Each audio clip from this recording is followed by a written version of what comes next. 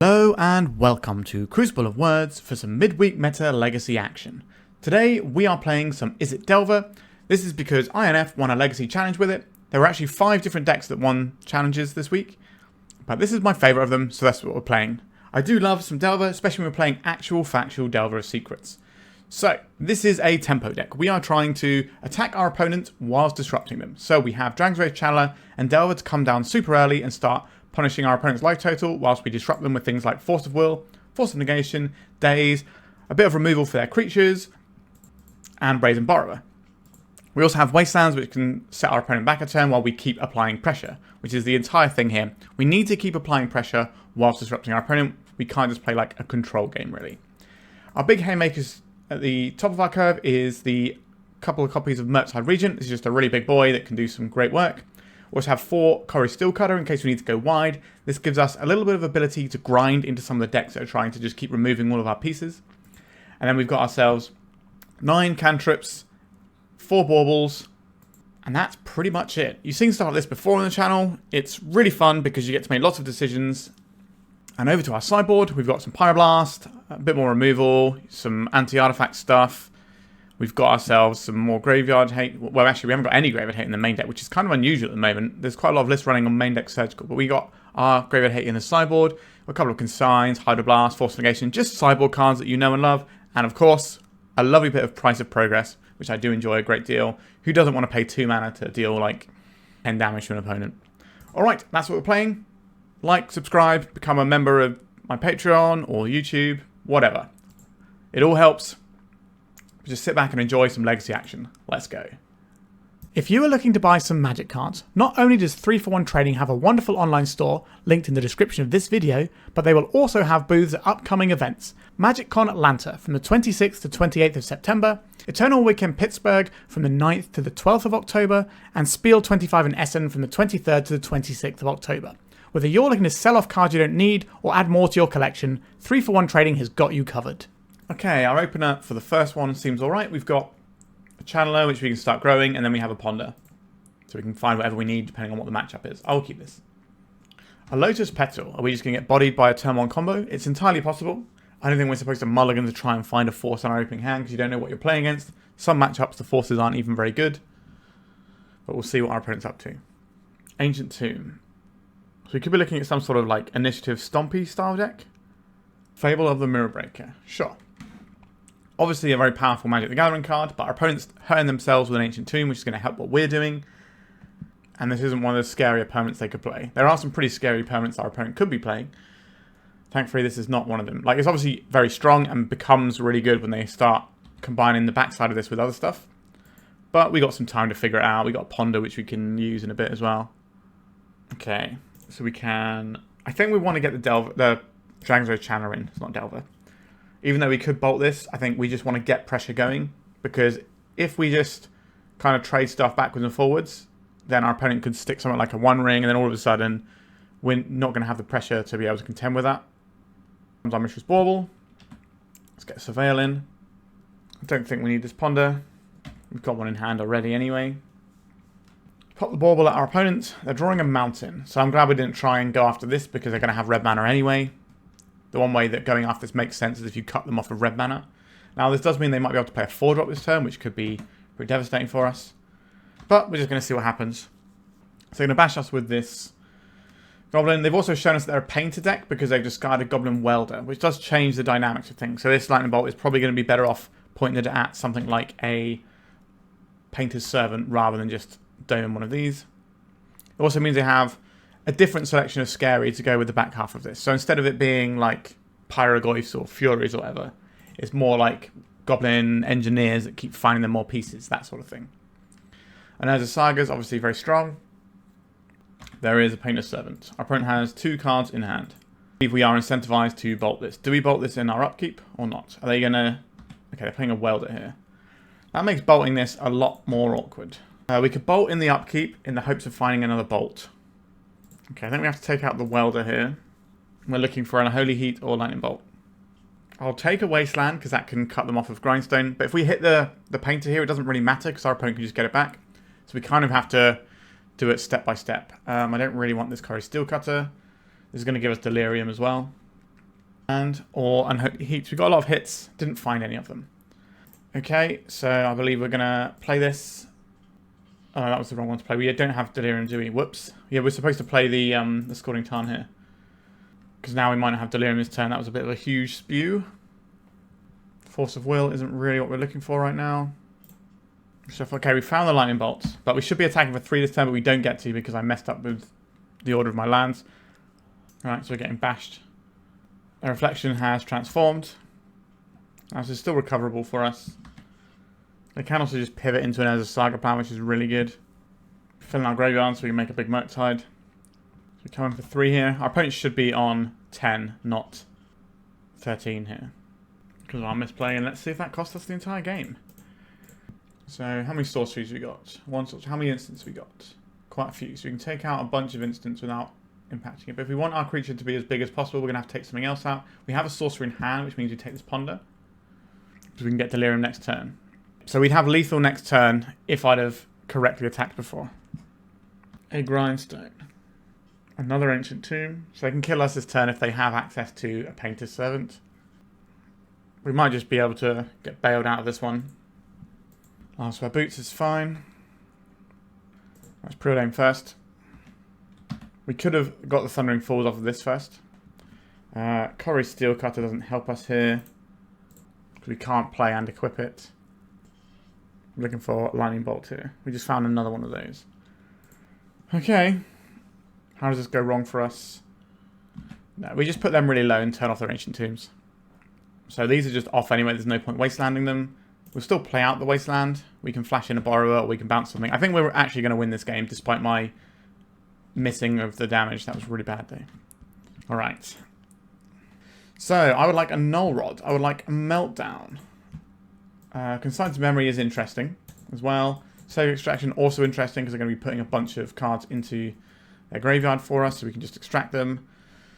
Unholy Heat, fine. Hydroblast, fine. I don't really like having these 2-for-1 spells. So we get rid of all of those, and that gives us 4 more cuts if we want all of this. The question of whether or not we want all of this is certainly an interesting one.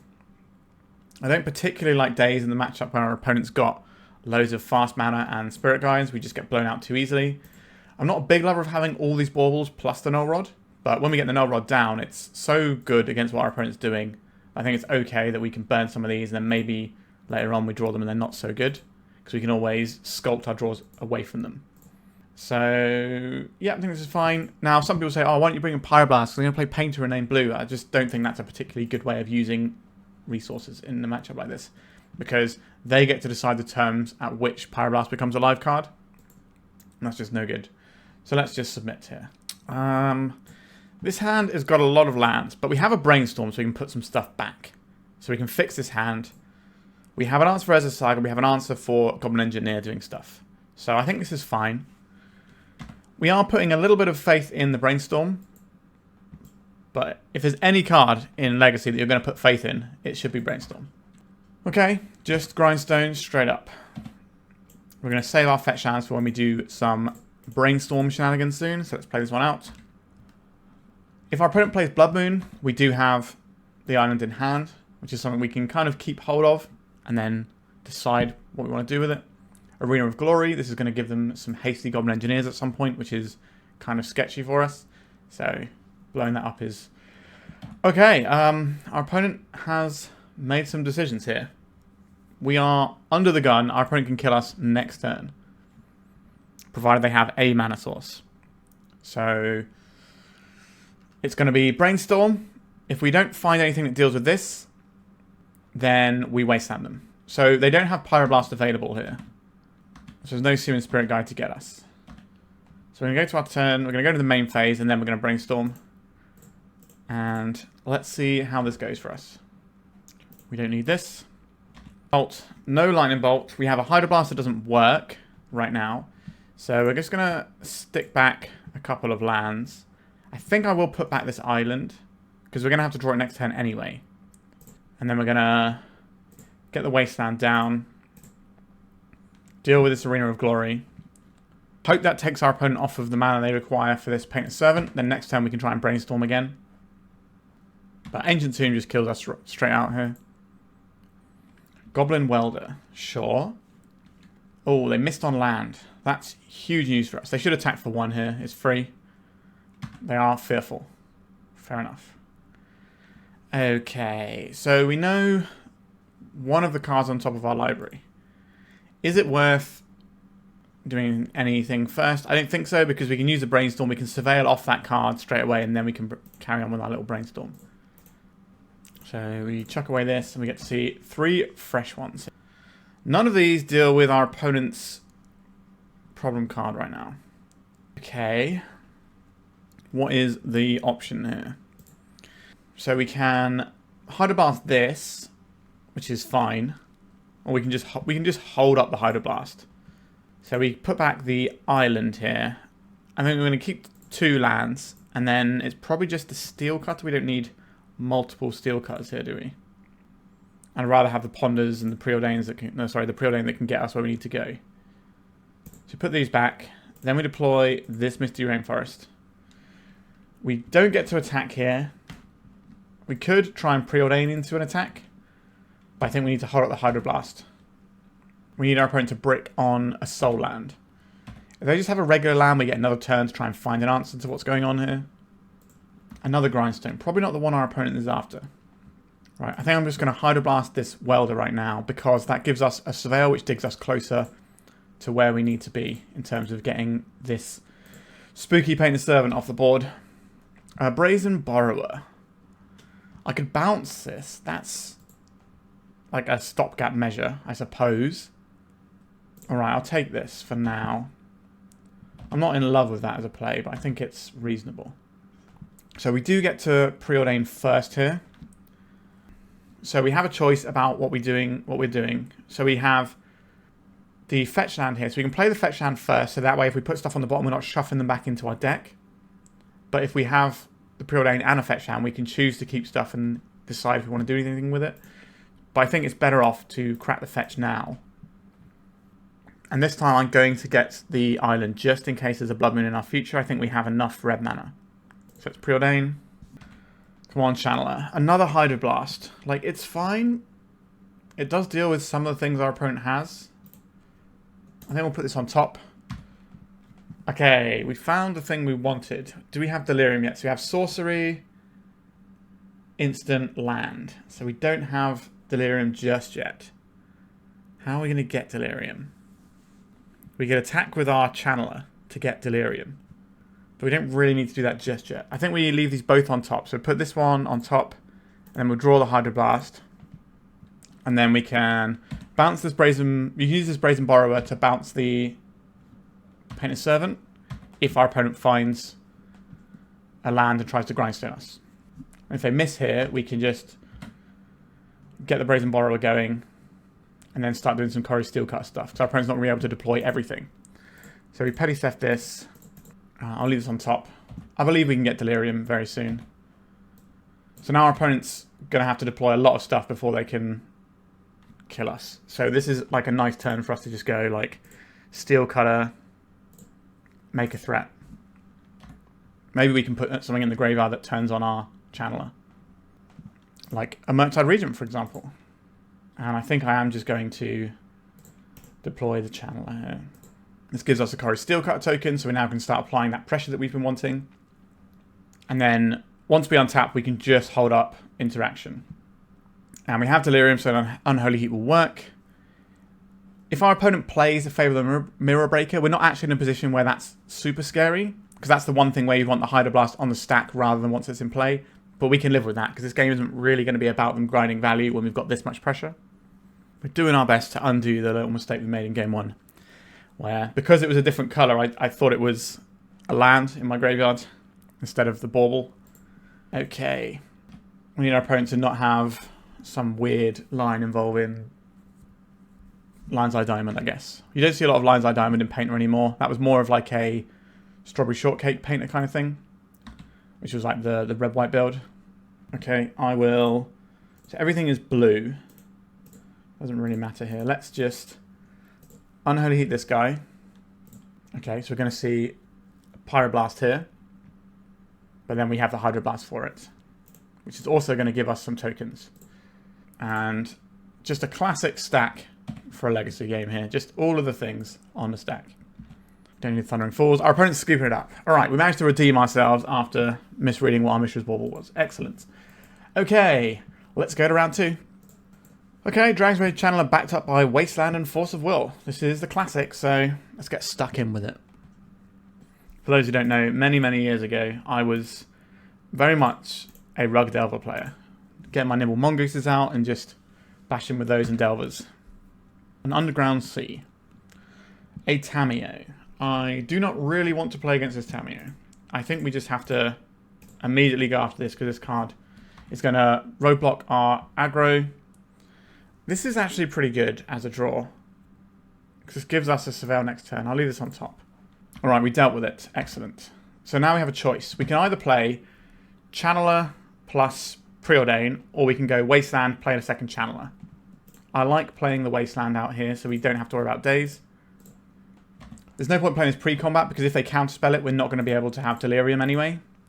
But if we had 3 types and one of them wasn't a creature, then we could easily play this first. If they do have like a Force of Will or something, then we can fight over it. So this turn we're going to put hopefully enough stuff in our graveyard that we can attack for 6 and reduce the possibility of things like a Reanimate ruining our day because our opponent's life total will hopefully be really low. Okay, another sorcery. I do like Ponders, but we're trying to hit Delirium this turn. So we've currently got sorcery, land, instant. So we're hoping that the second channel is going to find us one of the things we need. It did not.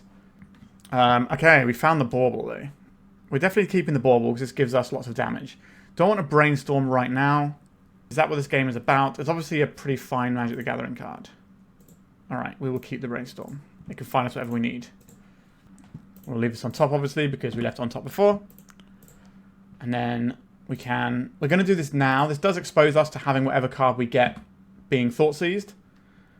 But it does mean that we're attacking for 6 instead of 2, which I'm no mathematician, but that is a bigger number. So our opponent to 13. So if we get one more attack in, then we kind of just shut off any sort of Reanimate shenanigans. So we know they have a Force of Will in hand. Are they really going to want to pitch that on the things we have? A Delver of Secrets. Okay, we're just going to attack with our friends here. This is a big connection if we can make it. Now, our opponent might not be playing Reanimator, but we have to expect it because it's the most played deck. Although this week, it was only played to about 12.5% of the meta, which is the lowest it's been. But it also put up one of the best over-rep rates. So, alright, our opponent has decided to go to a very small life total here. They need to deal with 2 of our guys in theory. Alright, they're just scooping it up. Excellent. Now, we don't know what deck our opponent is playing. We've just seen cards that exist in a whole bunch of decks. So that means we probably have to respect it being Reanimator, which is annoying. So, what do we want for a matchup like this? We'll take out a Force of Negation and a Force of Will. That gets us 2 Surgical Extractions. So you think, oh yeah, you want the Force of Will so you can hit the Reanimate stuff. But this is just an upgrade, because this works against the Reanimate thing without it being 2 cards to pitch. Pyroblasts, obviously, pretty tasty here. These are great against opposing Murktide Regents, which is definitely one of the things I'm not a big lover of. We also want the Unholy Heat, because our opponent probably has Barragoyfs. So we could just ease off of some of this entirely. We'll probably take a couple of days out for Pyroblasts. Probably take out one of the Force. Well, I quite like having 2, but I don't really want to have the full set. And then what we're looking at, probably just trim a Bauble is fine. Or we could trim a Preordain. I think the Bauble is a better trim. Actually, no, we trim a Wasteland here, right? Because our opponent plays on basics a lot of the time. That's something you can do with Delver decks in sort of pseudo mirrors. You can take out Wastelands. It's not like the old days of Rug Delver where the plan was to Wasteland and then surgically extract all of their green sources. What a time. If our opponent's on a fair plan, this is very good, so I'm going to keep this. We can go Channeler into Steel Cutter Bauble. And Undercity Sewers. They put Thoughts into their graveyard. So if we draw a land, I'm really tempted to actually Wasteland here. Okay. Because we might just get a non-game and just get a freebie. If we just set things back to how they were, that's fine. If they milled over like a big monster, then obviously that becomes a less appetizing proposition. Alright, we're getting Thought Seized here. We still don't know what deck our opponent's playing. They probably take the Cutter if they're on a fair strategy. Alright, the Cutter goes. We'll go and get ourselves a Volcanic Island and deploy a Dragon's Rage Channeler. This is going to resolve. Because we don't have the Cori-Steel Cutter now, we can play this, and this might make this creature big enough to survive an Orcish Bowmaster, right? No, we can't make it survive an Orcish Bowmaster, right? Because this is just 2 types. And this is the same as one of the types in our graveyard. So at most we get 3 types. So we could save this for next turn, or we could try and get a better draw for next turn. I think we save this because the upside of drawing another cutter is really strong. And not playing this out will make our opponent possibly think we have a cutter, which might change the way they play. Right, we're just getting pushed. That's fine. So we're not going to get the value off the Bauble here in terms of getting the Surveil. But if we find a Delver, we can try and set it up with this, or we find the Cori-Steel Cutter. So we found neither, which isn't really ideal. So what is the play here?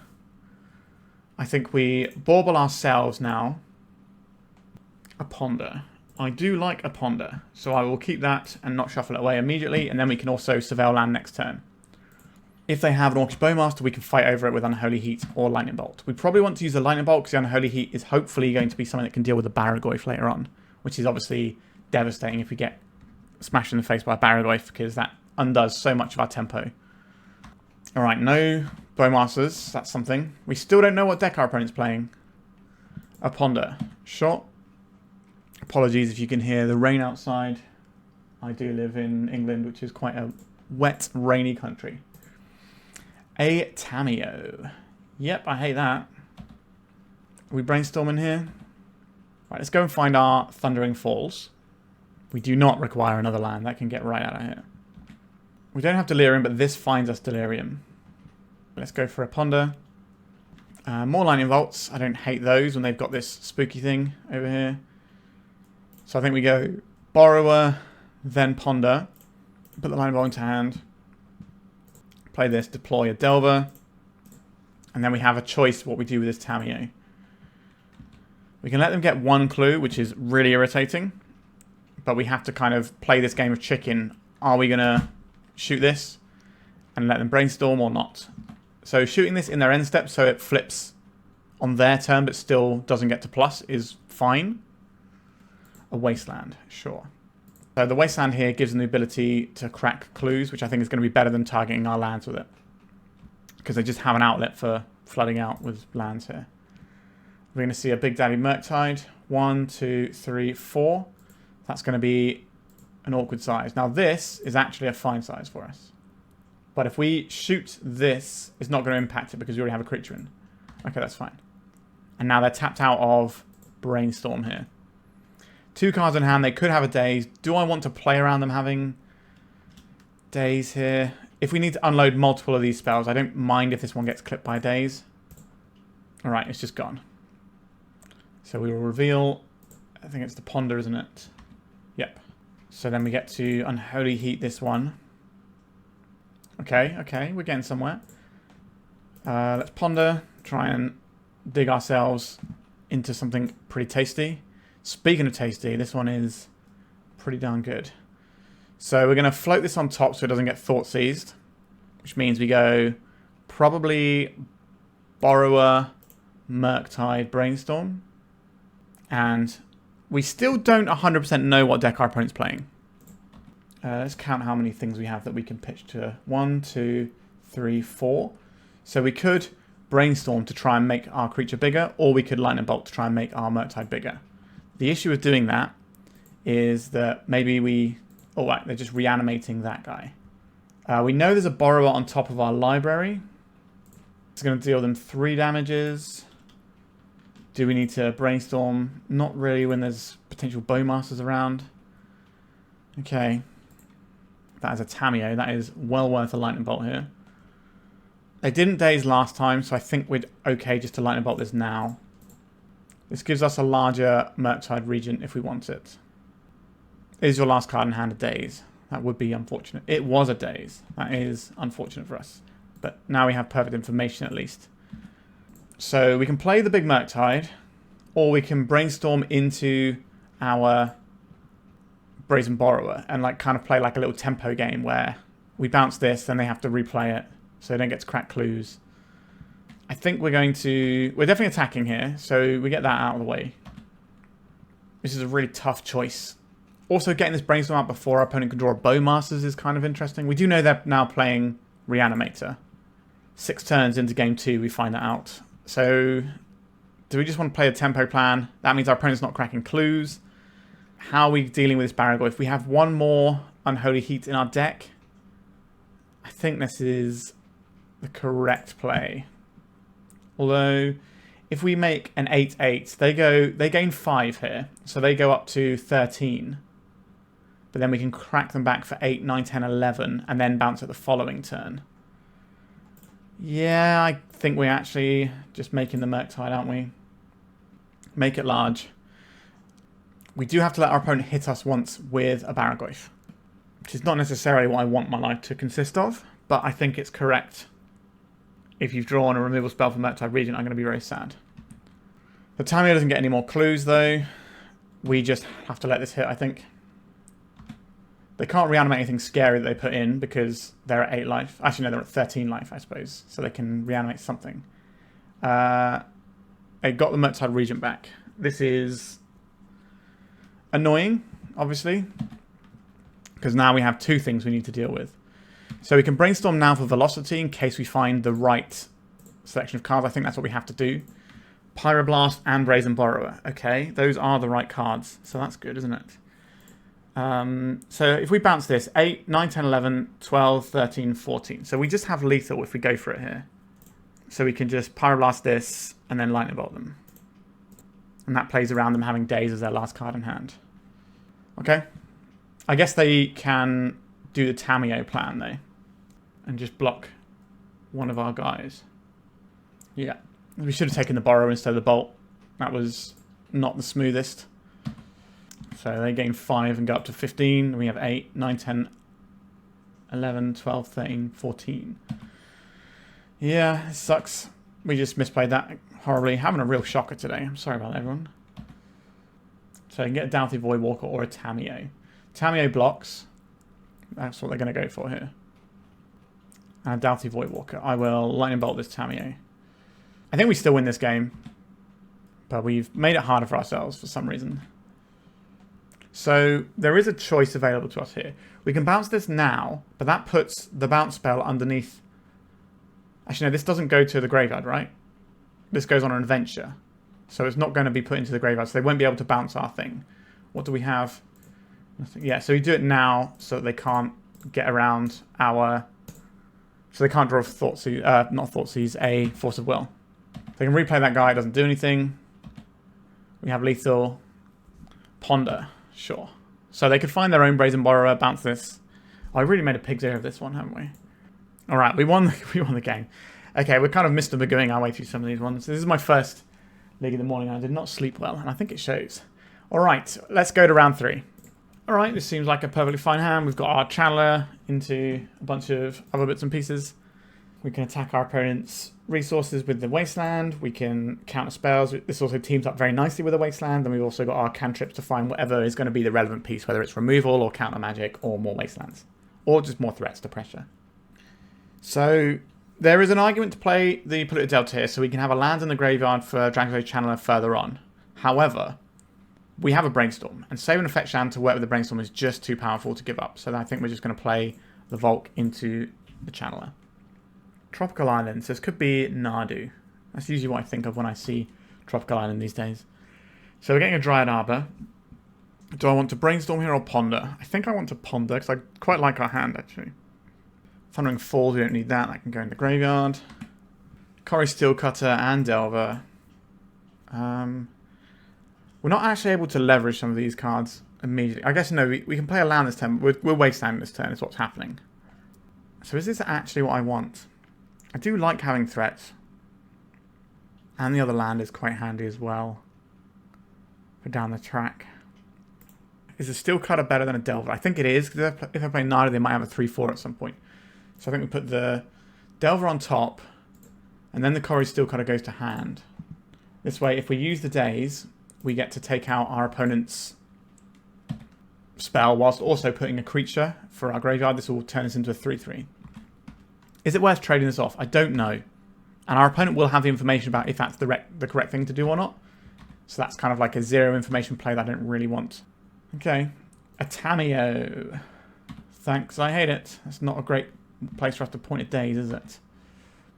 So they are telling us that they don't mind this trade, which is bad news for us. I think we want to Brainstorm first here. Probably play out our land just in case there's some weird Daze shenanigans we have to care about. Because I wouldn't mind having an answer for this Tamiyo. That is not an answer for a Tamiyo. We knew it was on top anyway. Murktide is not really big enough just yet. Cori-Steel Cutter doesn't feel amazing into Tamiyo, but it also doesn't feel terrible. So it's kind of like... I don't think we need 2 cutters. Although that does allow us to go very, very wide. But what I'm most scared about is our opponent killing us. So we definitely want to keep all of our selection pieces. I think we are getting rid of threats. I think it's the Murktide. We want to try and get this Dragon's Rage Channeler doing its thing. I think we are selecting cards this time. So this is a Ponder. Maybe gets us a 3-3. So this land will be good next turn. I think we leave it on top. Daze, Ponder, Scalding Tarn. Maybe we have to double Daze so we don't die soon. Okay, I think I'll bury the Ponder. Have the land and the Daze here. Our opponent is not going to block this Tamiyo. Is not going to let this guy through when they can block with the Tamiyo. If we have to do emergency double Daze, we can do that. But ideally, I would like to just go Cori-Steel Cutter, threat, and then start cracking. Right, so they want mana out of the Dryad Arbor this turn. We could double Daze this play, but it doesn't feel great. I think we just have to let them get their Sylvan Safekeeper, which I assume this is going to be. It could just be a Noble Hierarch, or Delighted Halfling. Yeah, there we go. Get cutting. Double Daze becomes a lot more attractive when we have a Cori-Steel Cutter in play. We don't need more lands. We can Ponder here, or we can just get another threat. I think I would just want another threat here. If they counter this with anything, it also triggers our Dragon's Rage Channeler. Daze is really not looking good, but we can still hit like a Nomads or the Green Sun Zenith. So we have options with these Dazes. If we find them both off, we get another guy, we can untap, start doing Preordain. Our board ends up attacking for quite a lot of damage. Maybe we can actually flip these guys, which would be nice. I think with 2 Surveil triggers, we're relatively likely to hit on the Delver flip. And maybe we can also get the Channeler going, and then everything looks reasonable then. We're coming in with the Tamiyo. Yep, that's a very free attack. Just cracking a clue. That's alright for us. This looks like Nardu mana. Oh, they're just cracking another clue. This is going to flip the Tamiyo, which is obviously a pain for us, and our opponent's got like 1,000,000 cards in hand. Now, I believe we can probably kill this. Another Tamiyo. Could you not, opponent? I could try and double Daze just to get another token. I don't think that's the best use of our resources here. I think our opponent is going to beat us. Sure, I reveal this Force of Negation we don't want. Alright, let's get a Preordain going. A Lightning Bolt. This is actively useful for what we're trying to accomplish, so I guess we'll keep this one. Ponder is okay as well. For next turn, we can kind of do similar stuff. So we can bolt this Tamiyo, which gives us another guy. So then we have a 2-2 coming in for 1 damage. A 3-2 coming in for 2 damage. Okay, this is fine. We could also bolt the Delighted Halfling. If we kill the Halfling, then we still get our guy. They block our biggest guy, which will be this. So then they take 1 damage to 3 damage on this Tamiyo, 4 damage on the Tamiyo. No, because this won't deal any damage because we don't have Delirium. So what we need to do is we need to Daze our own spell. So we take out the Halfling, then we Daze our own spell, pay for it. That gives us the extra 1 here. And this will be a 4-power Trampler. So they can't block this. Or they can block this and soak it all up. But then they take 2, 3. No, that still doesn't work because the second... Actually, no, we can let the token come and then we can... Yeah, okay, this does work. So we have to Lightning Bolt this Delighted Halfling. I think this is the correct play here. Is it, though? This is really tough. Like, our Force of Negation can only hit the other things. The Daze isn't going to work anyway. So we can shoot this, just get it out of the way, and then we can easily kill the Tamiyo. This is 2, 3, 4. Easy peasy. Right, I think we're just going to shoot their Tamiyo. We'll leave the Ponder on top because that'll help us try and double spell next turn. Goodbye Tamiyo, hopefully. We can go to attacks. So this goes at Tamiyo for 2 damage. This goes at Tamiyo for 2 damage. This goes at our opponent's face for 1 damage. So we clean the Tamiyo. We deal them a tiny bit of damage. Our Dragon's Rage Channeler can just sit there, never ever flipping. And then our opponent can try and assemble Nomad's Nadu this turn. Maybe the Daze can break that up. The Force of Negation can obviously hit a Green Sun Zenith, but our opponent saw the Force of Negation off of the Delver, so they know they don't have to worry about that. Or they can kind of bait us into using our Force of Negation on something that doesn't matter. But I think we just have to fire it off into pretty much anything we're given the option for. A Green Sun Zenith. So we are firing this off. Keep this Ponder on top. So we had an option to Daze as well, just so we could get another token, which then gets pumped by the Ponder. But if our opponent plays a Nomad, we're really going to want this Daze here. But maybe the extra token's worth it. Alright, let's get a Ponder in first. Yeah, I believe we're going to find another spell off this Ponder. Chance of us just bricking entirely on a second spell are so low. An Unholy Heat. I will leave that on top of my library because that answers the Halfling if we want it to. So we can play a Bauble right now. That gives us another look. So we can put the Unholy Heat on top. Then the Dragon's Rage Channeler, which is going to get milled when we play the Bauble. So we play this as our second spell. Maybe we should have Dazed and we might have been able to kill our opponent this turn. Put this into the graveyard. Finally, we have Delirium on our Channeler. See what our opponent's drawing. And Nomads. Okay. Attack with everything here. 3, 6, 7, 8, 9, 10, 11, 12, 13, 14. Oh, did I just miss lethal? Is that what's happened there? Swords to Plowshares. Okay, we got rewarded for our misplay, I guess. Wowzers, trousers. I guess it wasn't really a misplay, because we are still playing around our opponent having stuff because they have 1 mana open. I wouldn't say that was a misplay, to be fair. But we could have played it differently, so we could have had exactly lethal, but then we get blown out by the Swords to Plowshares. We attack this way, they plow us, and then we have this. We also have the removal spell to try and get to our opponent's next turn. Oh no, interesting. So, what is our opponent doing? Playing creatures that we want to blow up. This is an Unholy Heat. What else do we need? Things get pretty awkward from this point, because we don't have the best tools for this. We have the Wasteland, which is very good against our opponent's dodgy mana. We could bring in Price of Progress, just as a nice way of doming our opponent, because pretty much all their lands are non-basics. They've got maybe 2 basics in their list. I don't even think they run the full 3. So we could board these in and just have like a big sting of damage we can just unload on our opponent. I don't think the Dazes are very good. So maybe we just have some more burn. So you can board in the Pyroblasts. And they deal with the Tamiyos, which feels pretty good. They also can clip a Nadu on occasion.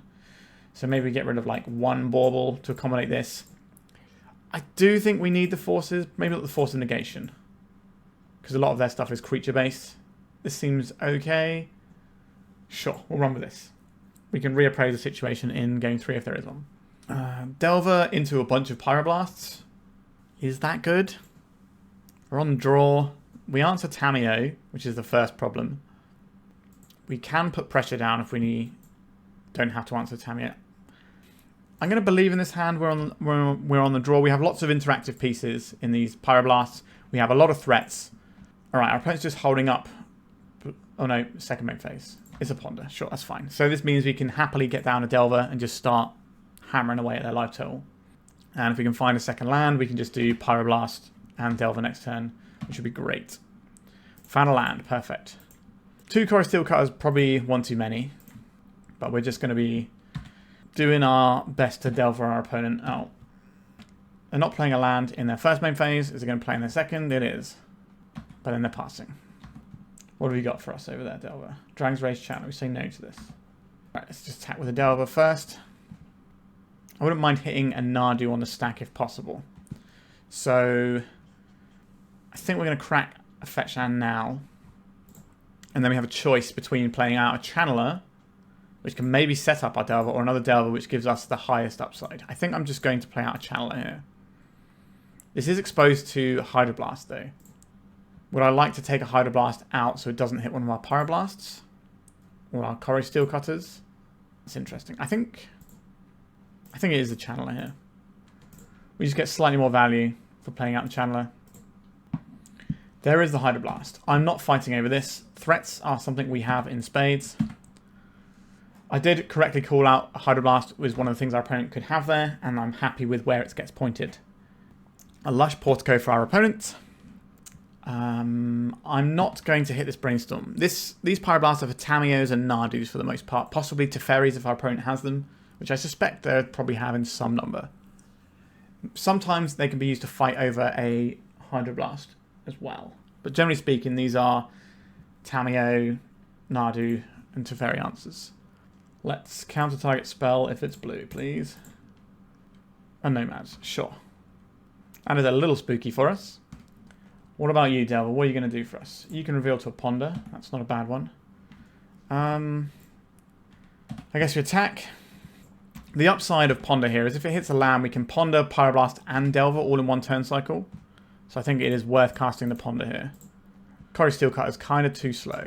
Wow. How can I have all of these cards in my hand? I wish I cast a Brainstorm instead of a Ponder. But that was not the card we had in hand. So we could Force of Will, holding up Pyroblast.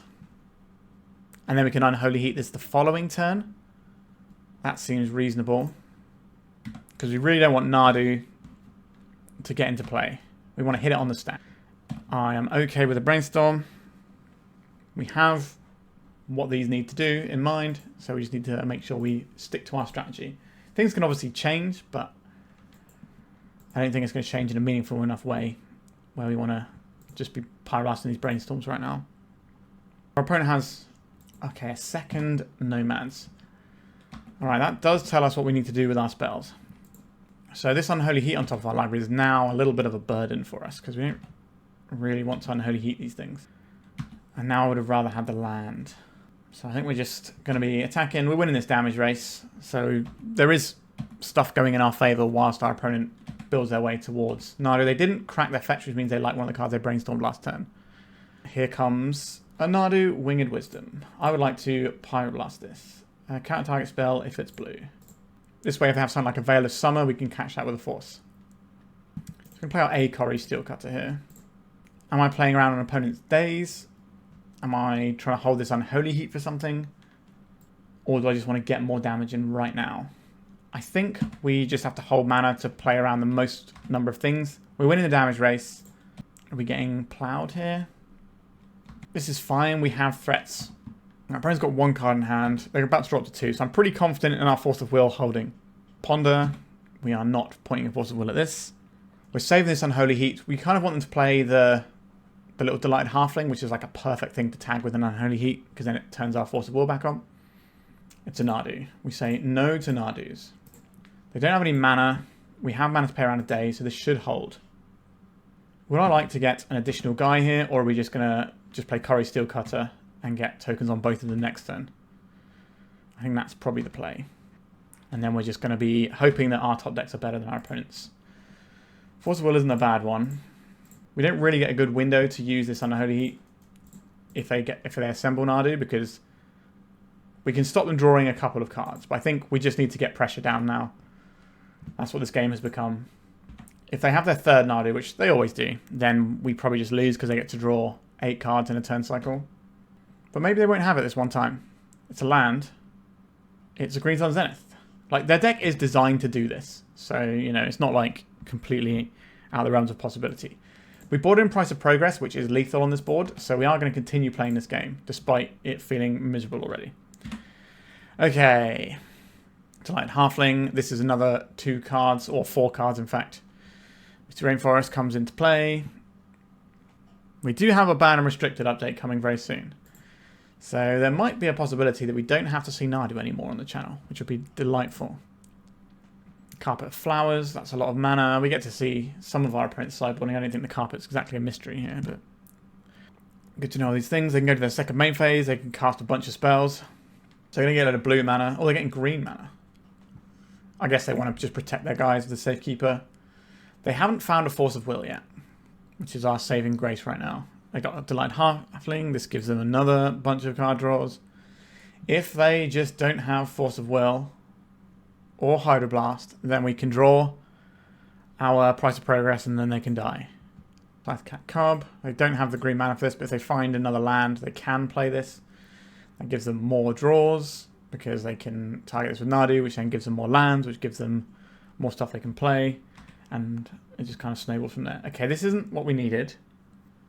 We're not dead to what our opponent has. We can't play this and then give it haste, because we don't have enough mana for that. I guess we're using this Force of Will to protect our price of progress if we can draw it. But yeah, this is not fun. If they find double Force of Will, then we scoop. But so far we haven't seen any, so they might have just boarded them all out. And they're just running like Hydroblast and Veils and things. So we do have an out to this game. An Endurance. We don't care about that. Actually, the price of progress isn't an out, is it? Because they have the Sylvan Safekeeper. I guess they could make a mistake here. No, I don't think we have an out with the Sylvan Safekeeper, because they can just sack all their lands. Yep, don't want to keep playing that one. We didn't see any forces, which is interesting. The Daze have become a lot better on the play, so that's something we can consider. I like all our removal. I do still like the price of progress. I think it makes sense here. I don't really know where we're supposed to make cuts. I think we just have to go back in here when we don't get the Dazes. They do have mana dorks, and they have carpets, so we could just come a cropper if we play the Dazes here. I'm not going to board in Surgicals. Island Ponder is fine. We've got removal spells. We've got answers for some of the scarier things that they can have. We can attack their dodgy mana base. We will need a threat. Alright, opponent's mulligan to 5.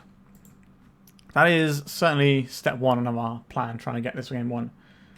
I think we are just going to ponder on turn 1 though, just try and find some pressure that we can apply next turn whilst disrupting. So we're looking for Dragon's Rage Channeler or Delver. Well, that's one of the things I wanted, so we'll put these on top. We will keep the Channeler. This means we probably want to Flooded Strand next turn rather than Wasteland. As much as I want to take this out. Because we can't really afford to just keep drawing all of those things. I really don't want to draw another Volcanic Island here. I do really want to Wasteland as well, but I think we just have to get the Channeler in. We can also get a Thundering Falls, but I'm hoping this Lightning Bolt or Pyroblast will do some work this turn. Like, Wastelanding them so they don't get to the crucial 3 mana is really important, so taking a turn off is still fine there. That is a Nomads in Core. We can shoot that with a Lightning Bolt in it. We don't want to do it right now, I don't think. Can we just get the selection off of the Thundering Falls while we're here? Force of Will right now isn't the best because we don't have a blue card to go with it. This can just go in the graveyard. In our upkeep, we're going to Lightning Bolt this guy so that we can have a Surveil before we draw for turn. Price of Progress. Yeah, we'll keep this one. That can deal a lot of damage in this game. Now, it's kind of at odds with us doing the Wasteland thing. But this is still going to deal between 4 and 8 damage pretty regularly. Right, they're going to go and get what I suspect is a Hedge Maze here. So we could have waited till the end step and then tried to go after their like blue source. A Brainstorm. I quite like Pyroblasting this. Just because of the situation we're in. We need to get our pressure mounting here. We don't really need a Force of Will. We don't have a blue card to pair with it. And if our opponent is stuck on lands like I think they might be, then we get to do some good stuff. So the price of progress is not looking so good right now because we're trying to mana screw our opponent. We'll put the Pyroblast in the bin. A Wasteland, that is very much what I'm looking for right now. Put this and the Steel Cutter on top. The Steel Cutter is our artifact, so we mull this over. We have instant sorcery, land, artifact. So if we find a target, this Pyroblast or this Unholy Heat, then we can turn our Channeler into a 3/3. Alright, nothing over there for our opponent. We can now get rid of this Price of Progress. It's not really looking the most extraordinary of spells right now, is it? Looks like no more lands for our opponent. A Murktide Regent. Yeah, I'll take one of those. Blue. Blue. So we get rid of a bunch of instants. Actually, can we do this without taking our sorcery? So instant, instant, instant, instant, instant. Yeah, so we can keep our types in. We can Pyroblast just to get the Cori-Steel Cutter going. Because this can target anything, but doesn't do anything unless the thing is blue. So we could just like target our Volcanic Island to get the trigger on this. But I think we're better off just trying to hit things like anything our opponent plays. Counter target spell if it's blue. Force of Will. We're not really doing Force of Will things right now. Imagine if we could get a Dragon's Rage Channeler that was attacking for more than 1 damage. Oh, an artifact. Get in the graveyard, please. Alright, our opponent's just scooping up. Okay, that was a bit cleaner, I thought. Yeah, okay, with 3-0. Let's go to round number 4. Dragon's Rage Channeler and Friends. This is a keeper for me. Cloud Post. Alright, we need to pressure. We probably don't need to keep drawing lands. We don't know what flavour of Cloud Post this is. Could be green, or it could be the blue build. Could be the colourless. I've seen a few people playing that recently. Disruptor Flute. This is going to name Wasteland. We just have to deal with that. We don't have any Wastelands right now, so that's something. There's no way they name anything. I guess they could name, like, Force of Will, if they've got, like, an absolute banger they want to resolve next turn. But Wasteland should be the correct name. Yep, there it is.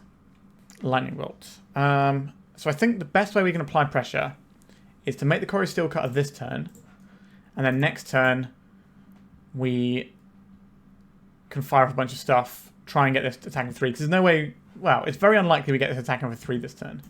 We just go and get our Cori-Steel Cutter, try and get some stuff in the graveyard, alright? That is a creature. That's going to help with our Dragon's Rage Channeler. So we can Brainstorm plus Lightning Bolt next turn. And hopefully that will flip our Channeler so we can attack for a decent chunk. Is the Daze going to achieve very much? Probably not. Alright, we're green Cloud Post, so we don't really have to worry about counter magic, which is nice. We're not dazing this. If they cast a Malevolent Rumble, maybe we daze. Fan of seeing Ancient Starings. I love this card. A Disruptor Flute. Okay. What are they going to name with this one? They're going to name Wasteland just so we can't Brazen Borrower and Wasteland them. Force of Will. We don't have one of those. Are we lightning bolting in our upkeep here? I don't think so. We have Brainstorm. Let's Brainstorm. Move some things around. A Delver. This is more pressure. I think we do want the Delver here. And a bunch of forces that we don't really want. So I kind of want to put back more cards than we can. Which isn't a great situation to be in. We don't want Thundering Falls here. I guess we get rid of one of the forces. Maybe we end up holding up 3 mana at some point. And we crack this. It's going to get a Volcanic. We play the Delver. We're doing it this order so that when we cast this Lightning Bolt, we get a Prowess trigger. That's an extra point damage. Can we flip this guy? Force of Negation. That is kind of interesting. We don't have a way of drawing it right now, unfortunately. I think this will be enough to hold the fort. Maybe. They will know about it. So this Force of Will can turn into a useful card. So this is the really scary turn. Receiver into a Cloud Post. 3 mana here. 4 mana. This is the One Ring, probably. There it is. I don't think it is worth dazing this. So we just got to try and make it so that the life loss from the One Ring is detrimental to our opponent in a big way. So next turn is going to be play land, have our... So say yes, they're going to know that we have this Force of Negation, which is less ideal. But we can play this. So we have Force of Will and Force of Negation this turn. Which might catch our opponent off guard that we can do both. Because we can pay 3 mana for the Force. Actually, no, we can't do both here, can we? Because we need to pay 3 mana and 3 mana for this. Yeah, we're kind of 1 away from doing it. That's awkward. Another blue card to really leverage that. Can we kill our opponent before the One Ring draws them like Emeralds that they can hardcast? There's this tower that we knew about. Many manas being added to our opponent's mana pool there. Ugin, Eye of the Storms.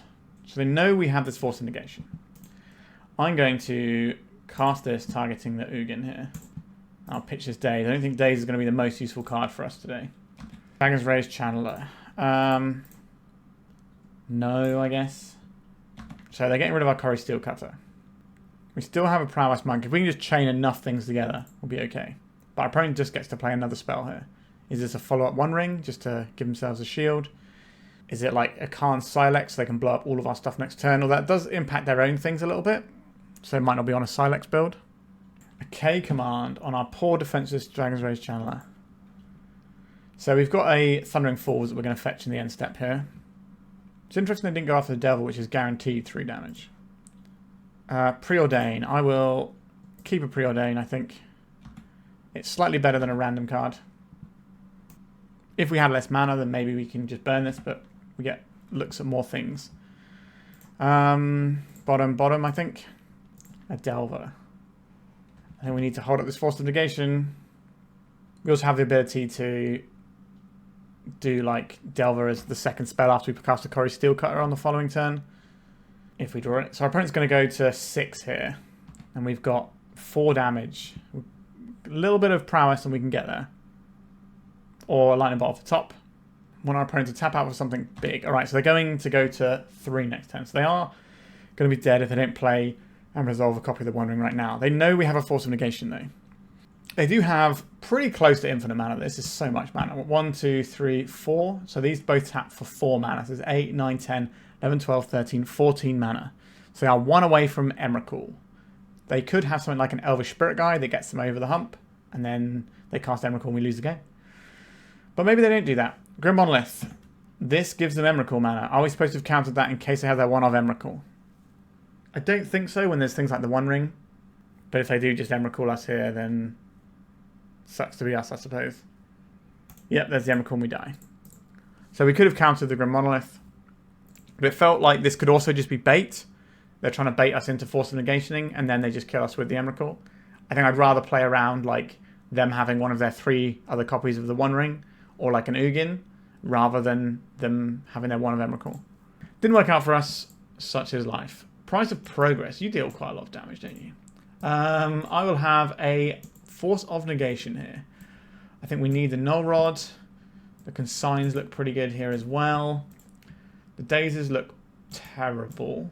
The Mishra's Baubles with our Null Rod coming in, not the best. Do I want Meltdown to deal with just some of their little bits and pieces? This is kind of questionable. But I think it's probably better than an Unholy Heat, isn't it? Bolts go face. Meltdown blows stuff up. I think this is fine. Do I want an additional Bauble, though? That's the one thing I'm kind of interested in here. Because we were struggling to flip our Channeler. No, we're going to keep it as is. So the Dazes sometimes look good when your opponent just has the I have 4 mana for 2 lands play on turn 2. But for the rest of the game, it looks terrible. And I just don't really want to be playing that. And our opponent knows that we have Dazes in our deck, so they're going to play around them anyway. So we're going to get the value of being a Daze deck without having to play them. Okay, I'm sure we'll find some more lands along the way. I'll keep this.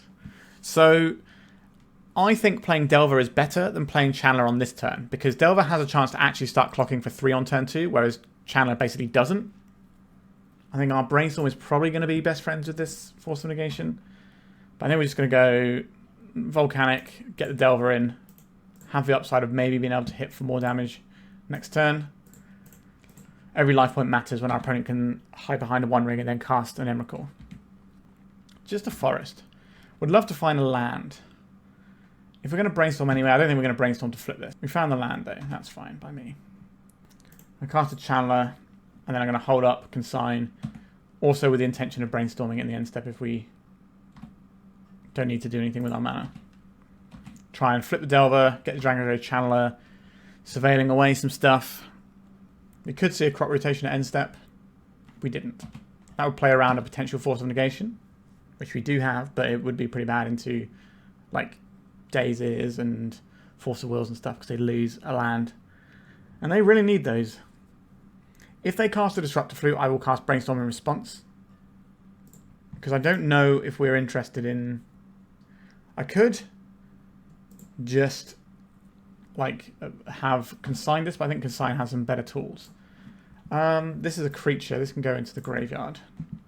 Ugh. Don't like this very much. I'll put this on top, and then I'll put a Brainstorm on top. And then they're going to name Wasteland. There it is. So we'll flip this time to the Brainstorm. And we draw the Brainstorm. Then we cast the Brainstorm. We can get rid of the card on top of our library. Get a fresh look. Yes. I want these cards. So we'll get rid of a Delta and a Channeler here. And I guess we attack for 4 here. We don't have a Thundering Falls anymore. in our deck, so we're just going to fetch now, so there's no weird timing windows. And we're going to hold up Consign, Force of Will, and Force of Negation. Now we can do 2 of those 3 things. I would love to actually attack for 3 with these channelers one time. A Cloud Post. So they can't really cast anything particularly interesting here. Just a Grim Monolith. I don't think we fight over this. Because we have a Consign, we can actually deal with an Ugin, and they get 1 crack off of this. They can then like untap it later and save up for another turn, but hopefully the pressure we are mounting will be enough. We don't need to do anything here. We can't really do anything. All of our stuff is reactive. But we can swing for 5. That's a 3-turn clock, and we've got nothing but Disruption in hand. I like our chances from this position. Playing a Nexus. They have 6 mana now. Once Upon a Time. You got it. That is not really an impactful spell. They've also got the Grim Monolith for more mana as well. We are saving our Consign for something like an Ugin that has a cast trigger. And these other things you pointed at, like One Rings and such. A Cloud Post. I get it. You want some more mana for next turn. I guess there's only +1 mana next turn, but it's way more mana the turn after. Just give us one of our little baubles or something. A Cori-Steel Cutter with nothing to do with it. This does get us a Surveil though. But that goes shields down on the Consign. I don't think that's worth doing. I think we are just going for attacking with our team here.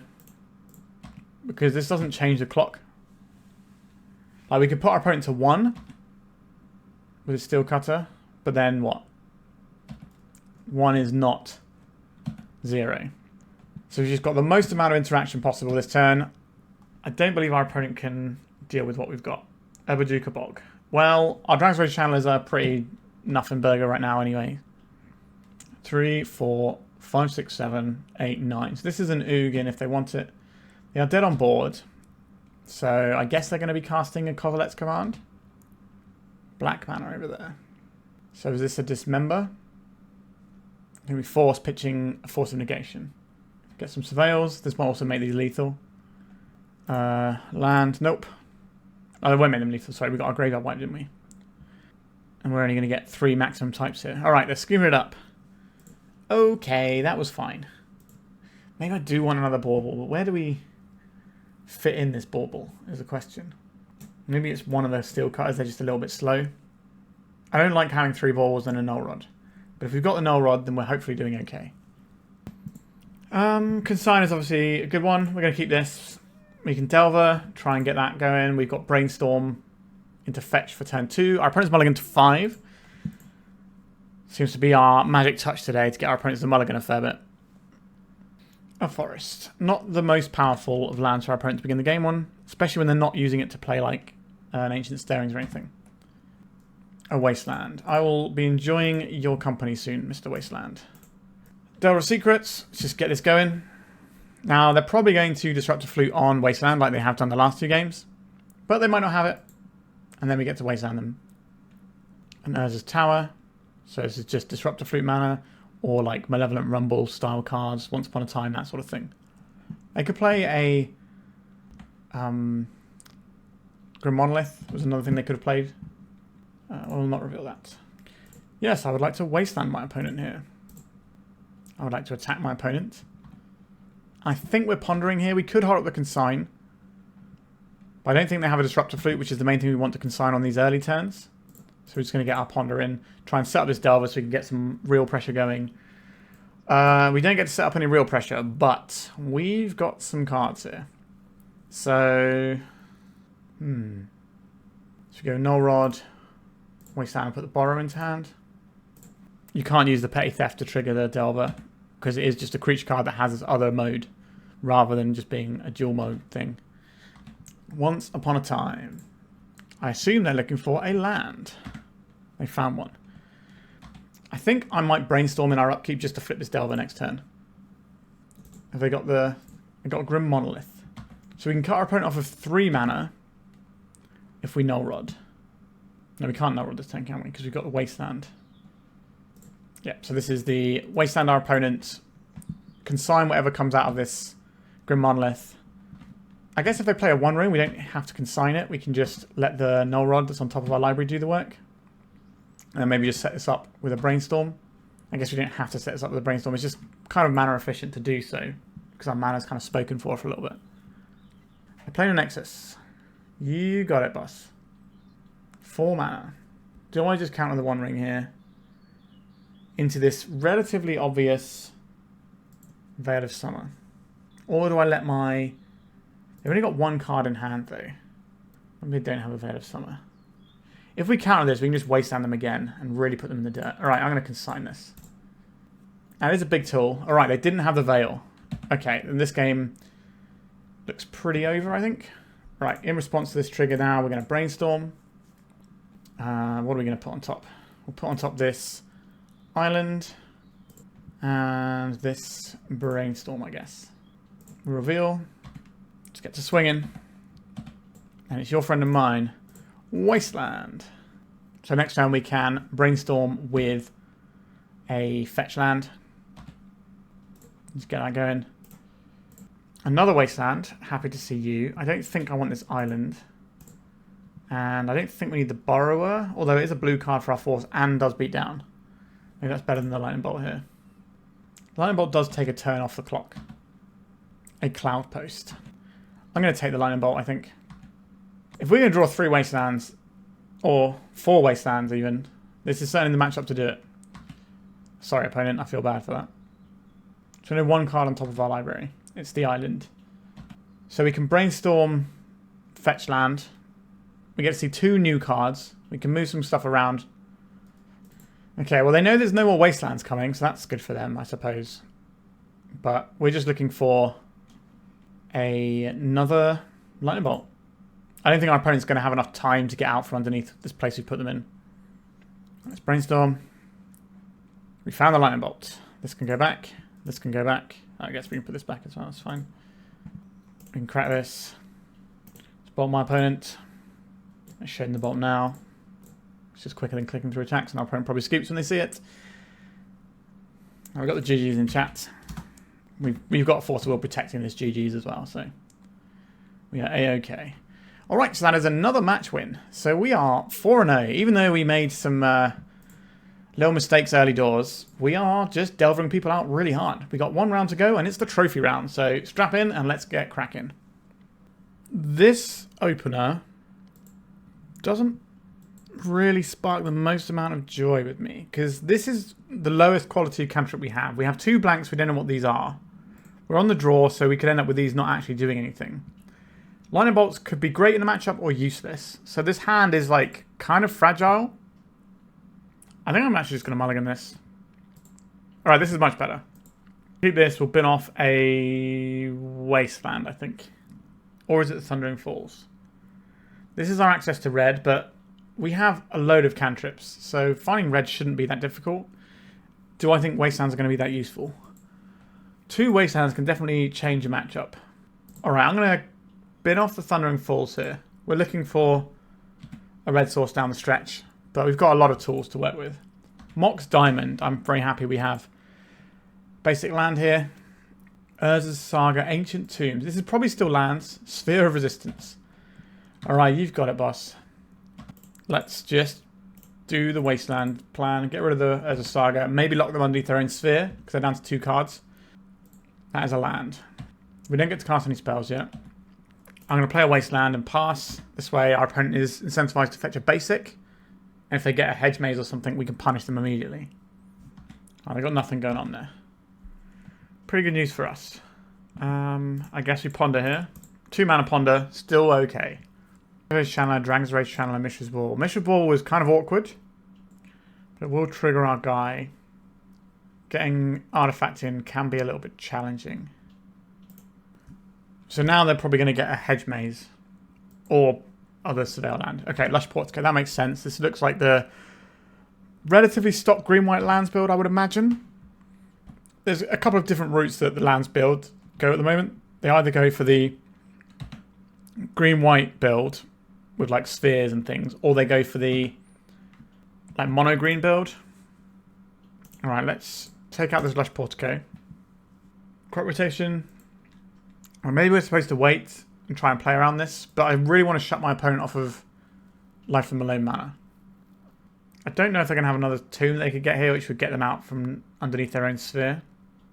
This sphere is doing ridiculous amount of work. It's basically doubling the cost of most of the spells in our deck. A Rishadan Port. That's an interesting choice. Just going to get a Volcanic Island, and we'll deploy the thing we can cast. So we have 2 types. The Bauble will be the 3rd type. If we can find an instant to put in the graveyard, then all of a sudden our... Okay, this is going to be... Oh, another Sphere of Resistance. I was going to say it's going to be a loam, but nope. Okay. More spheres. Playing Pre-Modern all over again. So this is going to cost 2 mana. Can we surveil an instant into the graveyard, please? No. Another land. I don't hate it. I'll play as Wasteland, and I'll take out their Rishadan Port with the intention of locking them down even more if they try and Wasteland. Let's just draw a card here. Thespin Stage. Okay. Good to know about. That's something that they can do some real work with underneath spheres. They can Wasteland us. Makes it harder for us to cast spells. They decided they didn't want to do that, though. We can't cast this. These cost 3 mana. I think it's correct to just cast an expensive Ponder here. Another land isn't the worst. Delver of Secrets, Murktide Regent. Murktide Regent kind of works interestingly with some of the things we're accomplishing here. Do I just want a Delver, though? So we can take the land. Next turn we can play the Delver and crack this. They're trying to make a copy of their Wasteland. Yeah, this is why we're keeping all the lands.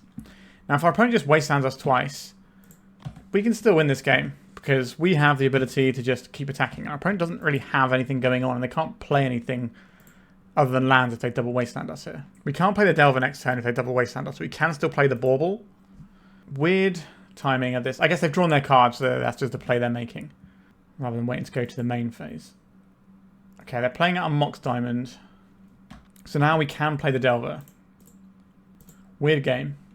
Double Sphere of Resistance does make things very peculiar. Our opponent's got 1 card in hand. They can't cast a Life from the Loam yet. They would need land and Loam. Come on, Delver Secrets. I'll not show them a Dragon's Rage Channeler. I guess we just keep getting threats in. I appreciate our opponent having double Mox Diamond when they have Mox Diamond as their avatar as well. They know what they're about. I respect that. Dark Depths. We have a problem now. The problem is a 2020 creature. A good time to find another Wasteland. Dragon's Rage Channeler. That doesn't really work. We don't have a way of... Okay. You're going to make it now? I'm going to make it now. So they're all in on this. So we go to our second main phase. Actually, no. If we attack with 1 Delver of Secrets, this will give us creature, sorcery, artifact, land. Yep, so I'm going to attack with the Delver. They shouldn't block here. They don't. So we get to cast a spell. I think Ponder is probably the best spell we can cast. So we need one of these flips off the Channeler, the Surveils, to get us what we need. An instant. Okay, we've got somewhere here. We're now looking for Brazen Borrower and the mana to do something with it. So this is 3, 6, 7, 8, 9 damage we can put down next turn. Which isn't enough. So this has to be a shuffle, isn't it? Not the Brazen Borrower we wanted. So we did all this second main phase so our guys wouldn't have to attack. So we can at least block with them. And there's a Saga. That's another problem. So lands decks are pretty perfect at beating up Delver. It's one of the worst Delver matchups. We are in a spot of bother. Spot this. So we need to find land. The problem is we need this channel. We need this Delver to flip. It didn't flip. Okay. We can play this Channeler out. So we get 4 damage in here. This guy costs 3. And then we have a Thundering Falls into Brazen Borrower as our out here. It's a pretty good out. Alternatively, we can hit a Lightning Bolt and have lethal damage in the air. Bajuka Bog. Oh, that's probably game right there. Because this can't block anymore. We're going to get 2 cards in our graveyard. Yeah. Tight. I wonder if we're going to get that next turn. Alright. Lands, you say. Well, Price of Progress seems to be relatively useful. The Surgicals and the Force look good. Regular Forces, not so good. Daze is not so good here. The Null Rod is fine. It can shut down Mox Diamonds, which can be useful. I don't think it's really where I want to be. Meltdown deals with a bunch of little tokens, though. That's quite good. We don't need Unholy Heat here. So we're probably keeping 3 regular Forces in. That's a lot. Consign to Memory. What triggered abilities? I don't really care about the Paducah Bog. You can't use this to stop the Dark Depths because it will just keep triggering again. Okay, I guess this is what we're looking at here. We could maybe have one less Force of Will plus one Null Rod. I think we're just going to keep the forces so that we can just, you know, secure ourselves and just get over the finish line by stopping anything they're doing. Sometimes we're going to end up with some, like, tempo-based Force of Will just to stop a Life from Alone for one turn. Alright, I don't like the Thundering Falls, but everything else here is fine. So we can channel her, start getting that sweet digging into our deck. We've got Meltdown, so we can answer some things our opponent might have. Our opponent's deck also has Swords to Plowshares in. That's a key part of the white version of lands. It's definitely the worst version of lands for the poor Delver player, because they've got spheres and plows, whereas the other builds don't have those. We're beginning with a Mox Diamond. That's a pretty good start for our opponent. They're going to pair it with a Life from Malone. So we pitch a land, play a fetch land, crack it, and then Life from Malone for 2 cards back. A Wasteland. Okay. Just going straight for the juggler with a Wasteland there. Exploration. Okay. We are Stone Cold Dead to Life from Malone, I think. Not ideal for us. I guess we play the Thundering Falls here. We could just blow up this Mox Diamond and try and cut our opponent off of green mana and see if that works for us. And maybe we can just ride this little guy to victory.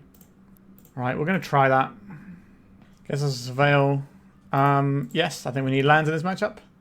If they have a Life from Malone here and they cast next turn off of a green source, then we just lose the game, I think. But given the difficulty of this matchup, I think we have to try. Oh, baby, that's a Dark Depths and a Rishdan Port. Are we getting ported? I think they should port us here. I will Brainstorm in response. Let's get some stuff moving. This is the land we want. We already know that. Okay. Okay. I do just want all the lands here, I think. So put Thundering Falls and Murktide Regent back. Instant sorcery land creature. So if we put this one back first, we can mill it over right now with our Thundering Falls. Or we can Wasteland. So these are the two choices. We're definitely putting them back. Wow. We could mill this over with the Thundering Falls right now and get us Delirium. Or we could Wasteland and try and deal with like the depths so we don't just get killed immediately. Because how are we beating that otherwise? Do we need to play around this? I think we do. Which means the Murktide goes on top and then it's the Thundering Falls. And we draw the Thundering Falls. Actually, no, because we're drawing here, it doesn't actually matter, right, does it? And we Wasteland here. And we're going to take out the Dark Depths now, when they know they don't have any crop rotations. And if they play a Dark Depths, they can just wait till they have enough mana to Wasteland our Wasteland. And we just don't want to get into that little fight. So are you going to be Rishdan porting us? Are you Wastelanding us? They probably play a land. Alright, so they have green mana. Do you have Life from Malone? If the answer to that question is yes, then we lose the game. Okay, we've lost the game. Cool. Okay, double Wasteland, so we're never casting any more spells. Now we can't get this Murktide Regent off of the top of our library very effectively here. Guess the play is Thundering Falls, hope to hit for the Channeler so we can deal more damage. That's not really going to help us here, is it? Alright, tap for 1. Our opponent is about 98% to win this game, I think. Okay, so they have Dark Depths combo that they can assemble this turn. Because they can just go Life from Malone back to Thespian Stage here. They've got 2 land drops. They go Dark Depths and Thespian Stage. The Dark Depths taps for mana due to the Yavimaya, so this is exactly enough mana to make a 20/20. A thing which I'm obviously very familiar with doing myself. Now they could take this slower and just Wasteland us out of the game, which also will win them the game. It just depends what they've got to do with the rest of their time. That is interesting. They're playing around Wasteland here. There is a Bauble. So Cori-Steel Cutter doesn't help here. This is an artifact, so this will be able to block this turn. So we're going to pass the turn. We're not going to pass the turn. We're going to go to the main phase. And then I think we Bauble. What's on top of our library? Another Bauble that can go away.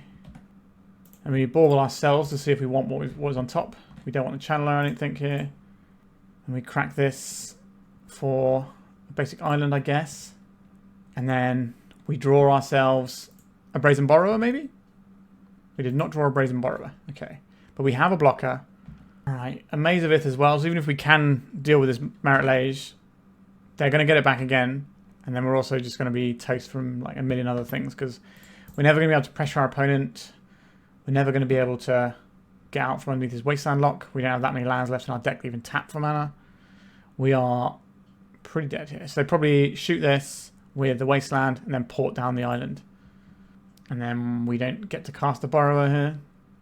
Yeah, we can loam. They might just set up Merit Lage combo again. I don't think there's any way out of this one. I think we can just scoop this one up. Our opponent's a million miles away. So we did not manage to get the trophy. We got a very comfortable 4-1. I made a few little misplays early on. Like I missed... I thought my Mishra's Bauble was a land because it was white because of the painter colour. So I missed damage that cost us a whole turn. We ended up winning that game anyway, but still, that wasn't great. So I really like this deck. What I did find was that getting the Channeler to flip wasn't always the easiest because when we're running Cori-Steel Cutter and Baubles, I'm kind of... Maybe I should be cutting Cori-Steel Cutters when I'm cutting Baubles because these obviously help with our Channeler. But we've got an additional sorcery that you wouldn't normally have in some lists. So, you know, we've got 5 sorceries here as well as like a bunch of artifacts. So even cutting like 1 or 2 artifacts, we should be able to find one of like either these 5 or these like 6 or 7 cards. We just couldn't necessarily flip the Channeler. I'm a big fan of the Delver build though because the format at the moment is quite combo-y and a lot of the combo decks require you to be holding stuff up for big turn 2s, you know, like things like the One Ring coming down on turn 2 and all sorts of stuff like that. So having pressure down that you can then sit behind whilst countering stuff and interacting is really key. And Cori-Steel Cutter sometimes doesn't do anything until turn 3. That can be quite slow when you're trying to clock your opponent. And if you're just like dazing or like bolting their creatures or wastelanding them and stuff without any pressure in play, you're not really gaining that tempo advantage, which is what this deck really wants to leverage. Now, obviously, the Steel Cutter is very useful for going wide, but I think if I was to play this again, I would cut at least one Cori-Steel Cutter and add in like another, probably a Chain Lightning. I really like Chain Lightning in these lists. It just gives us another sorcery, so it's going to help with our Dragon's Rage Channeler and our Delver. It's going to give us a little bit more reach to the face, which is quite useful. And the Cori-Steel Cutter, when we've got like this sorts of pressure that we're putting down, we weren't making that many tokens from it that often. So that would probably be what I would change playing something like this. I have played builds with 4 Delver and 4 Dragon's Rage Channeler. You have to play fewer Cori-Steel Cutters for that. Like you could play this without any Cori-Steel Cutters and just have a 3rd Murktide Regent and then just fill the rest with you know, more Chain Lightnings and interactive spells, Spell Pierce, whatever. And that would work quite well. And that's kind of more how I would prefer to play it. Now, obviously, I understand that Cori-Steel Cutter is very powerful. And there are other matchups where you just get to grind your opponent out. So, like, against like the blue-black tempo decks, for example, that's where this card really shines. Sideboard-wise, felt like we had tools that we wanted, really. We didn't have great stuff for lands. Sure, we can bring in Price of Progress, but if they just start, you know, doing the full lands thing, we're going to have a rough time. Anyway, this was INF's deck they won a Legacy Challenge with, and we managed to get 4 out of 5 wins, so not too shabby. Please remember to like and subscribe. It doesn't cost you anything, and it really helps the channel out. And if you want to help me out financially, there are options to do that. Check the description. Thank you so much for watching, and goodbye. If you'd like to support me in the channel, please check out my Patreon. It has a free guide to budget turbo depths, as well as 3 tiers of support. A low-cost one that enters you into my monthly raffle for a free donation deck on the channel, a mid-tier subscription that gives you access to my detailed turbo depths guide that is updated every month, as well as regular articles, and lastly, the higher tier gives you all of the above, as well as a monthly donation deck for my channel. If you're interested in supporting the channel this way, please check out the link in the description.